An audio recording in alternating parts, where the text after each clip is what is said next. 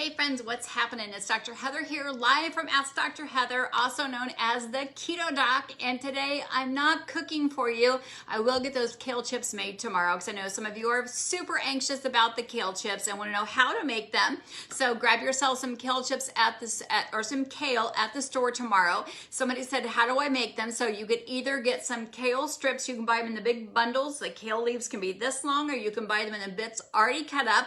But we will make them tomorrow. But if you don't want to make kale chips and you want to make radish chips or you want to make zucchini chips, you can get those as well.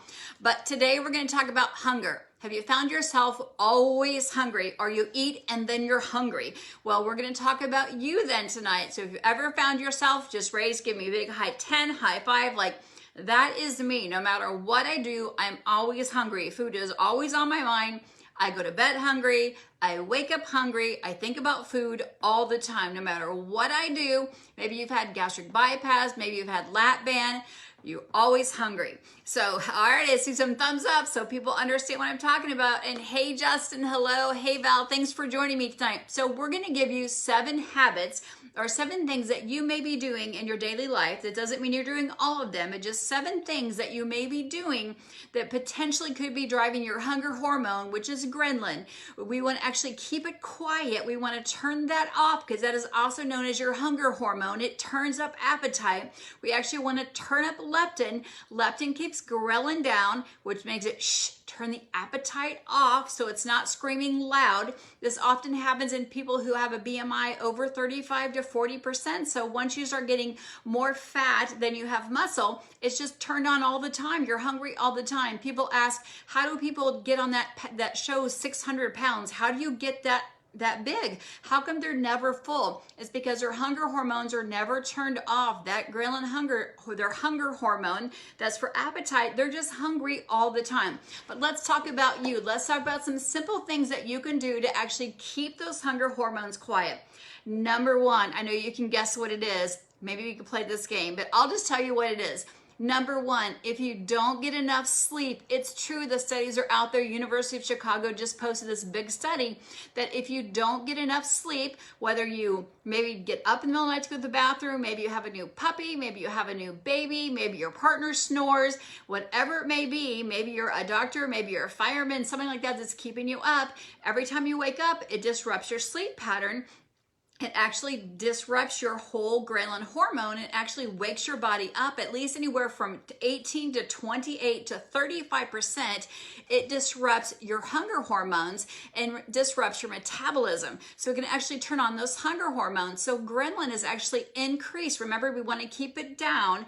Ghrelin is the one that actually turns up your appetite. But when you're woken up, it thinks, oh, kind of like breakfast, right? Breaking your fast. But ghrelin's actually, those levels actually are increased when you sleep less than 4 hours in a row. So studies were shown where people who slept 4 hours 2 nights in a row, and the next night they slept like 8 to 10 hours, the next night they slept 4 hours, they showed those levels actually increased when they got less than 7 hours of sleep. So we know that if you don't sleep, your hunger hormones, those appetite hormones, are actually disrupted and those levels increase, so you're truly hungry. So that's when you wake up starving. Like you think, oh, I had a good dinner, there's no reason, but if your sleep is disrupted, you're going to turn those up. So really practice on getting some good sleep habits going on.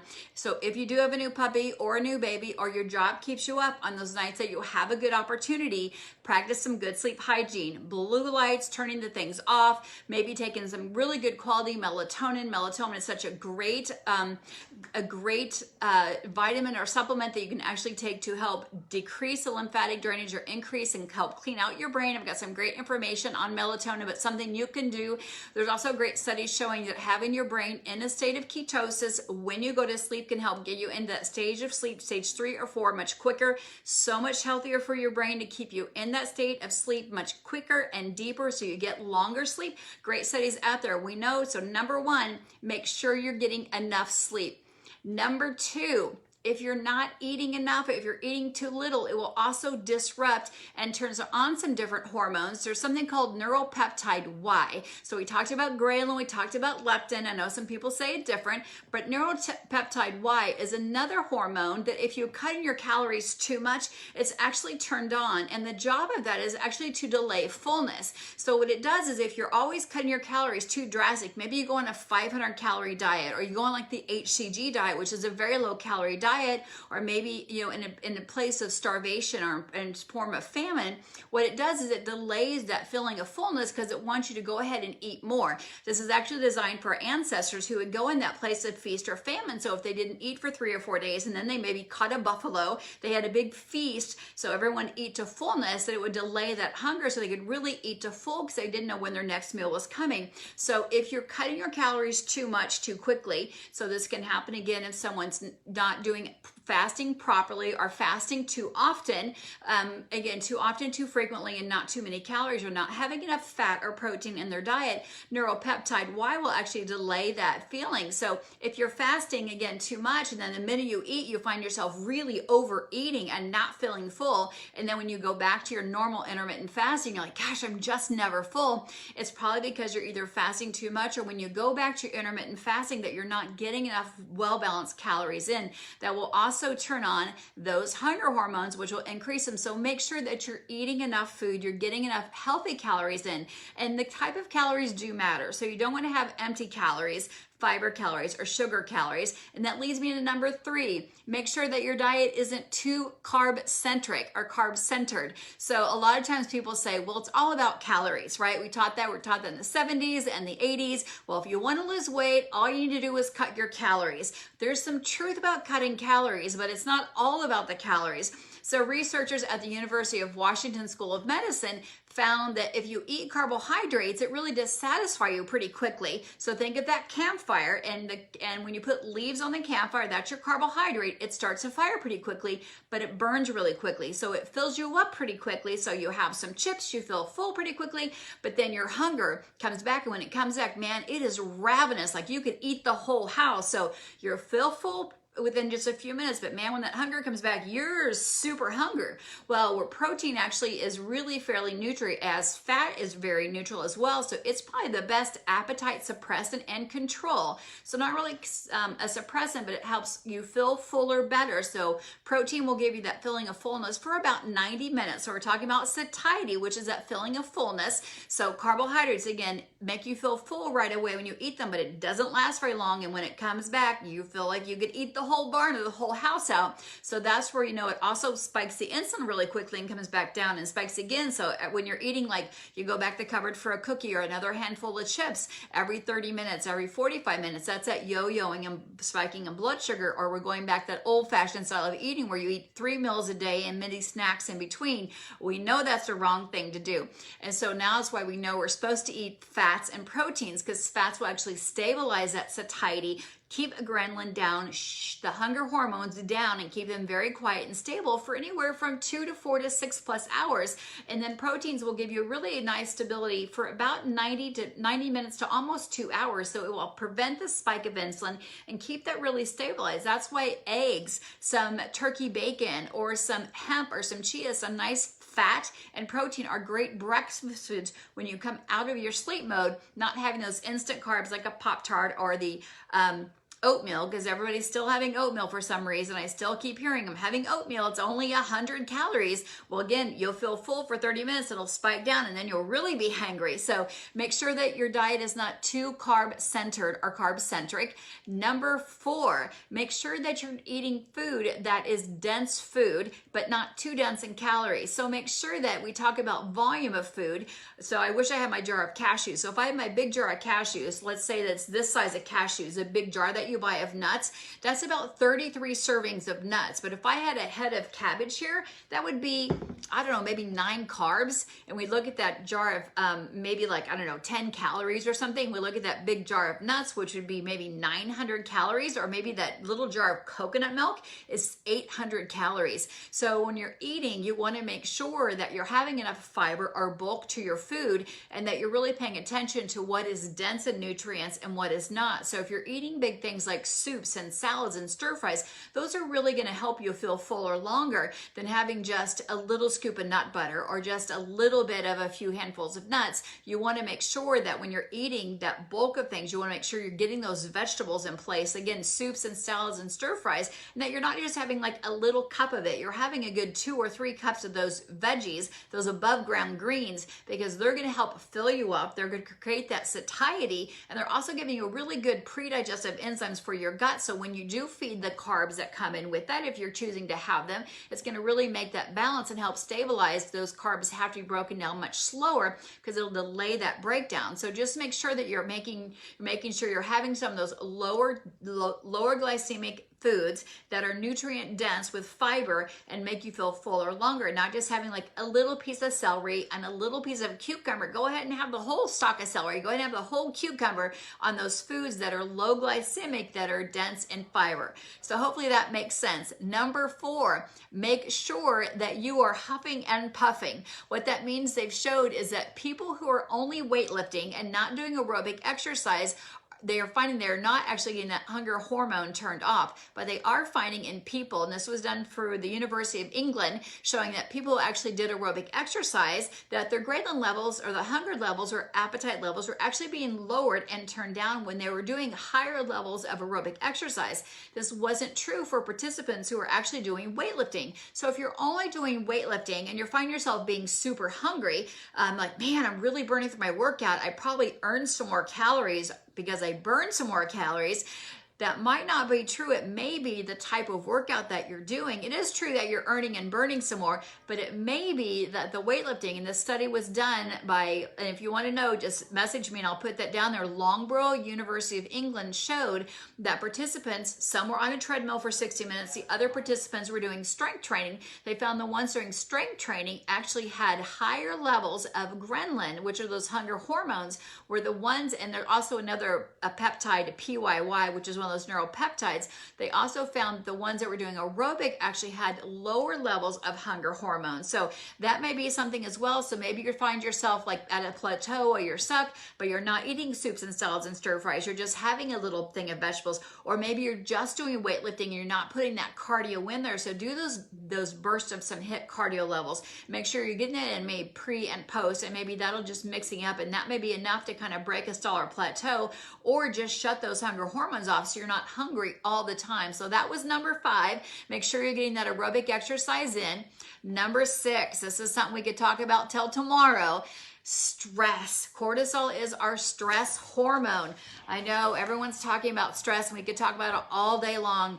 Stress really is not an appetite hormone. However, we know that in stress situations, in acute stress, hunger is turned off. Like if you find out and you just see your cat just got run over, like that would definitely take your hunger away. However, in chronic stress, when stress continues to go on and on and on, it actually increases your appetite. So acute stress, appetite is negated right away. But chronic stress, our hunger continues to come and come, so that we know that our appetite continues to increase. So it's an appetite killer when it's acute, but chronic stress, it leads to cravings of comfort food. It leads to things it just, because somehow I know how it is, not somehow, it counteracts our stress, because we know that when we talk about sugar addiction, so when you eat sugar, like we talked about, we eat something, we're actually full for a few minutes and it comes back when we're ravenous, it's because our whole dopamine cycle is actually turned on. We eat some sugar, some insulin's released, and then our dopamine, our feel-good hormone is elevated, and then it drops right back down, and then we want some more because we want to feel that dopamine response again.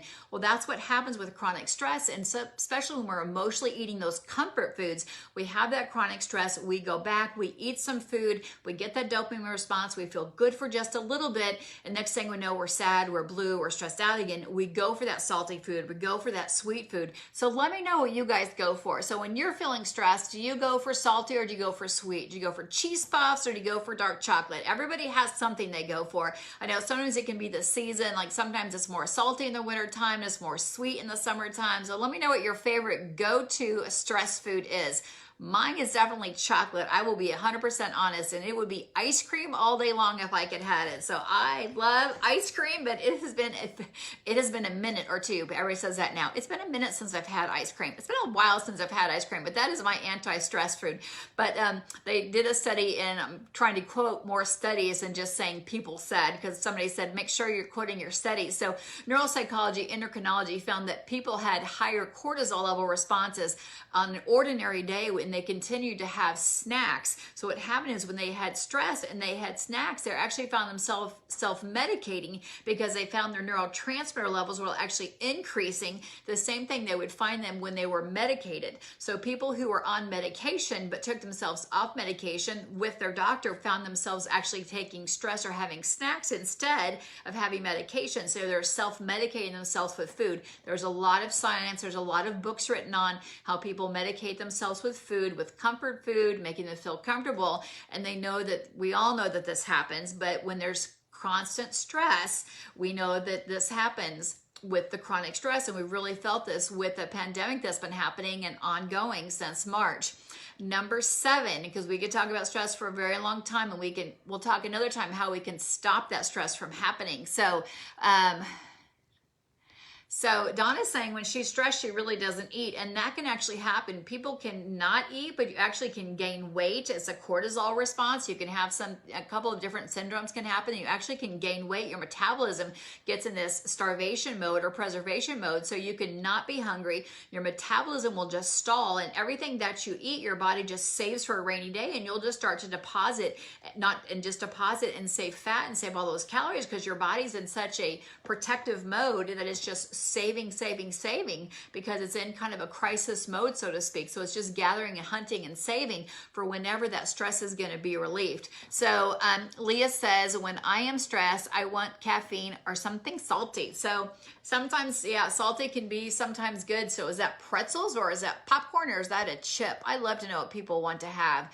I'm in Nicole, good stuff about, and I do have, Nicole, I have a whole video on sleep hygiene. So if your sleep is still off, there's some good tips to help you sleep a little bit better. But the last tip today is about having fun. So all work and no play leaves your brain in a place that is not very good. So we know that if you don't have any fun, we know that we have a limbic brain. So we have a part of our brain that's an emotional part. We have a part that's an analytical part. We have different parts of our brain. And if our pleasure center, whether it be with music or whether it be with something visual, we know that if we are not helping our fun part of our brain is not getting nurtured, that it can really go to a bad place. And that means we can find ourselves, and we're going to just talk about food today, because we could definitely talk about, alcohol and other things like that, but we're going to keep it to food and hunger hormones, because what they have found is that scientific studies have shown that their messenger, it's dopamine. It's always dopamine, whether it is methadone, whether it's Pop-Tarts, whether it's dark chocolate, whether it's potatoes,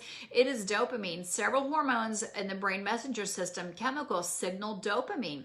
It's a big role and encourages your body to actually go after food. So even if you're a person who is overweight, I'm going to say overweight, but like 100 pounds, let's just make it a big number. Let's not say 20 pounds, but over 100 pounds, what happens is you get these cravings for salty, sweet things, whether it's Cheetos or chips or salsa, whatever it may be. What happens is you go eat something and you think, and you gain weight the next day, and even though you're self-punishing yourself, try to explain this very simply, you still go and do that same thing because it's all work and no play. So you're back to that same grind of things. You're not getting that pleasure center of actually having that success of losing weight or having that success of saying, well, I deserve to do this because I've lost 10 pounds. I deserve a pedicure. I deserve a new dress. I deserve, this because I've, got to a healthier place. And they've shown that what happens is, and numerous studies show this is why people have a sugar addiction and why people continue to overeat, because those hunger hormones, again, that same thing that's all work and no play, is that you never let that part of the brain actually experience pleasure that's not with food, because food will signal dopamine, which is definitely a pleasure center,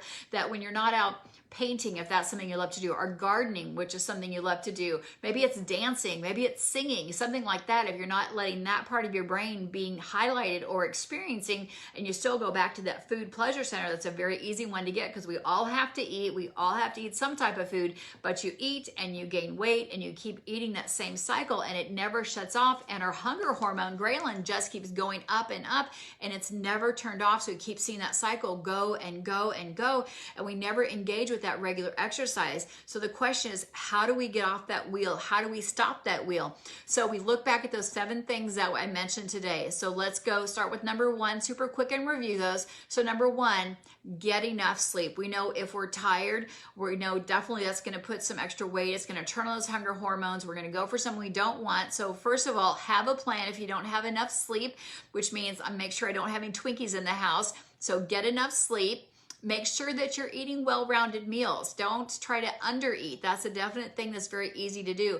Make sure that you're not carb loading. Like, oh, I worked out. I earned, my thing on my arm says that I burned 1,000 calories, so I can eat some extra calories. Don't do that, and make sure that you're carb centered or eating too many carbs. Make sure that you're eating that balance of protein, a couple above ground greens with some fat.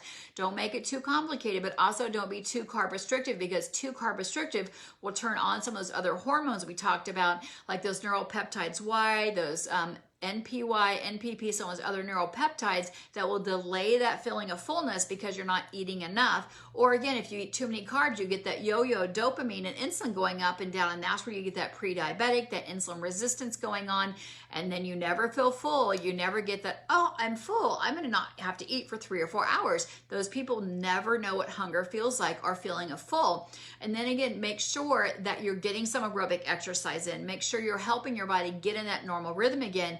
And then stress, only you can identify stress. We can't control when the Amazon delivery is going to come. We can't control when the traffic light's going to turn, or if your coupon gets expired. Let go of the things you can't control, and then control what you can control. So that means if you're always running late to work, maybe set your alarm clock 10 minutes earlier, so to speak. If there's somebody you don't like at work, just take a different route around them. So my thing is, control what you can control and let go of what you can't, and that will help stress calm down. And stress is huge. It will disrupt our sleep. It will disrupt our metabolism. It will age our body. It will age our brain. It will disrupt all of our other hormones, not just ghrelin, not just leptin, not just cortisol. And cortisol does help the rhythm of our sleep, but it can cause a huge dysfunction.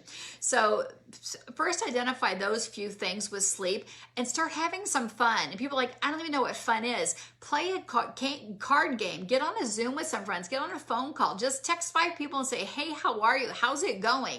And if it comes back to, I don't know where to start with food, I have tons of videos on YouTube channel, tons of videos here that help people get started, help people just, like, number 1, just start drinking more water. Drinking water will help you not feel as hunger, because oftentimes hunger and dehydration will mimic themselves. So maybe you're just dehydrated. Maybe that's where it needs to stop. I also have some 10 ways to stop eating sugar. You can also stop there. Just ditch the bread. Dr. Ralph was telling someone in the office today that we actually had a loaf of bread somebody brought into the house, and it's going to go moldy. We just don't eat. It's sitting there. We're not eating it.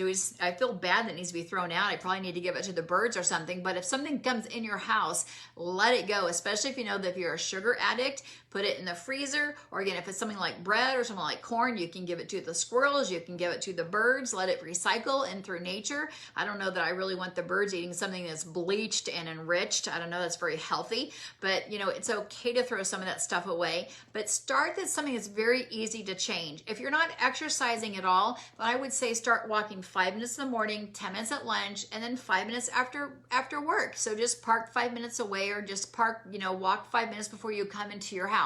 Oftentimes once you get in your home, it's harder to get back out and get exercising. Little tiny steps can get you going. So if you have some challenges and you say, hey, I need help with this, how do I even start walking? How do I even start drinking water? I don't even like the taste of water. In the past, when people have come to us and I don't even know how to turn off that hunger hormone, we've used acupuncture, we've used biofeedback and neurofeedback. We use exogenous ketones. Exogenous ketones calm down the nervous system. They calm down the sympathetic nervous system, which is our fight or flight. They do that. Chiropractic also calms down the nervous system and the thoracic spine. Acupuncture balances out the chi in the body. Yoga, meditation. There's so many different things, essential oils. There's so many different things that can help calm down the nervous system, that can stop you from overeating. Also getting rid of the garbage in your house. If it's a drive-through pattern that you have, and every day I drive this way and I go through this drive-through place and I get that pancake on a stick or that thing on a, whatever the breakfast sandwich you get, take a different route to work. I promise you, it's good for your brain to take a different route. It makes you stay a little more aware. If it's a coffee thing that you drive through and get that you know is 400 or 500 calories, take a different route. Don't allow yourself time to drive through to get that coffee thing or that donut thing or that biscuit thing. Just do without. It takes 28 days to make a habit and 28 days to break a habit. I promise you, you can do this. It just takes a few steps. It is 99 days till the 1st of January. And I want to make a challenge with you guys. So do we say, hey, let's eat sugar for the next 99 days and then we'll stop on January 1st? Does that sound like a good deal? We should do that, right? Let's eat sugar every day for 99 days. Let's sleep really bad for the next 99 days and then we'll start on January 1st. Now that sounds ridiculous, right? Or let's not drink water very good. Let's just drink a little bit of water. And then on 99 days from today, then we'll really start drinking water. Like that sounds crazy. But we could say, hey, there's 99 days left in 2020. It's kind of been a crazy, silly year. Let's really crush the end of this. Nicole's like, no way, no way, no way. Let's really go out of 2020 with a bang. Let's crush our health. I didn't want to hear this pandemic 20, pandemic 15, 20, quarantine 20, 15. No more excuses, right? Let's be in control of ourselves. Let's get in control what we can control. So the easiest thing is we know that we have to breathe. We can only go 3 minutes without breathing. Right? That's about as long as people can hold their breath before they pass away. Water. We can only go 3 days without water. So if you can't get enough water, then start drinking water. That's a great place to start because if you know that you're drinking sweet tea or soda or other things, and I hear those patients all the time, if you're drinking so much water, you don't have time to drink the other stuff. Sarah's like, you nailed it. Yeah. So if you start doing those things, and then again, the other thing that's really super easy because grocery stores are delivering food, you can go and pick them up. Do your meals online. I have a ton of videos that are all free. It's super easy. Pick a protein, pick a couple things, pick like hamburger and green beans, get chicken and some broccoli and put some fat on top. My whole family eats this way. I showed my meal prep on Monday because our weekend was super busy, and I showed how I did 3 meals on Monday for this week, and then tonight we just did leftovers. So we had fajitas last night, steak and chicken, peppers, and zucchini, and then tonight we did steak and eggs, and so we did kind of like a breakfast bar with our leftover fajita meat. You guys could do that too because we had cabbage, we had spinach and cabbage and sausage on Monday, but we used a fajita meat with the leftover veggies for tonight. So it's really easy to just recreate a couple things. But if you make your grocery list, you don't go in the store, can't pick up any special cookies that are on sale. You can't pick up any of that stuff that might be on promo, like some Oreo cookies or whatever it is that you have a craving for. Make that list. Shop from your store and just drive through and get it or have it delivered, whatever's easiest for you. It really takes away the temptation if you're tempted when you go in the store. I promise it will work. And again, I love my ketones. I'm going to say cheers to you. The other day was National Rhino Day, so I have my Rhino cup out here. So what I do love about rhinos, I'm going to say this and we'll close out. Actually, there's so many things going on. I haven't been on live very many days because I went to a yoga retreat a couple weeks ago and found out I need to have more time for myself. I need to do more journaling.